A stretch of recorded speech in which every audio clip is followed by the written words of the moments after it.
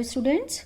So now we have reached to the last and fourth part of the chapter Jenny's Amber Bees. So till now we have in our last video, which was the third video, we have come to know that Jenny has got answer of her two questions. One, how the amber came to be on the seashore, and second, how the bees and mosses were frozen inside it. We have come to know how it has happened. Now let us move further. So, in those very old times, the land sometimes sank down into the sea.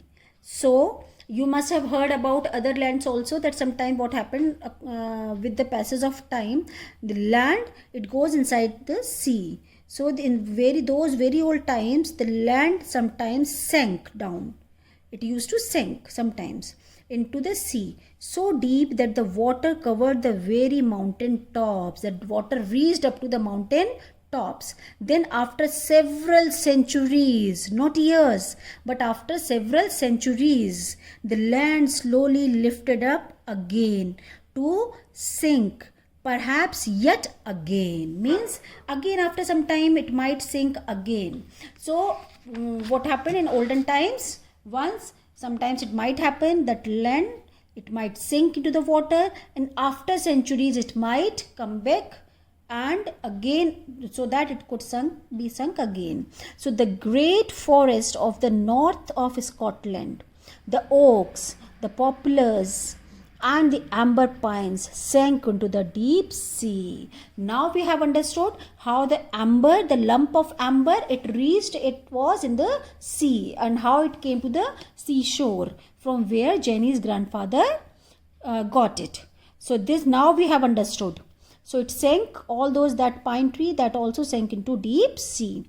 There, lying at the bottom of the ocean, the wood and the gum hardened like stone, slowly and slowly in centuries. When something keeps on lying for centuries, it becomes very hard. Fossils you might have seen, you might have studied about fossils, and you might have seen how hard they become.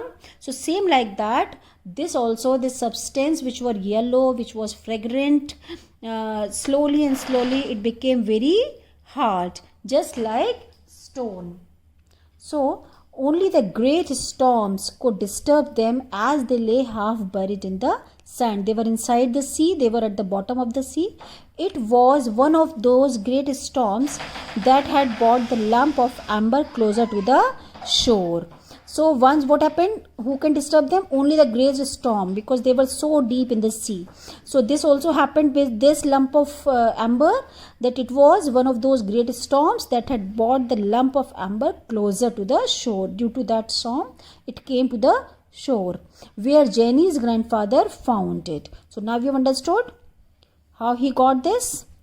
When he gave the necklace to his wife, he did not know that he was giving her a little piece of nature, and that his granddaughter would wear it one day.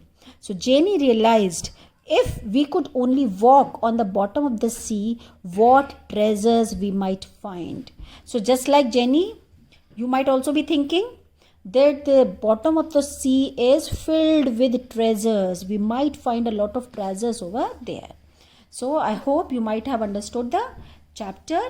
So now we'll proceed towards the exercises which are given in the book, and I'll give you assignments also. So those you have to do. Thank you very much.